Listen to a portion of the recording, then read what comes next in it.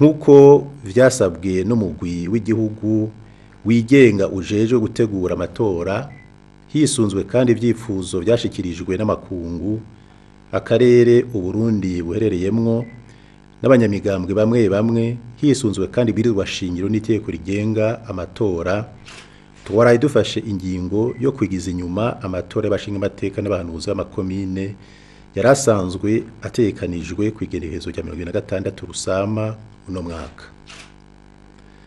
yungururijwe kwigerekezo rya 5 Ruheshi uno mwaka imyamamazo kuri ayo matora ikazorangira kwigerekezo rya 2 uku kwezi nyene.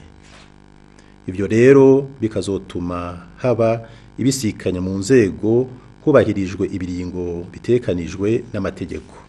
Amatora rero azotunganywa muri iyo ntumbero.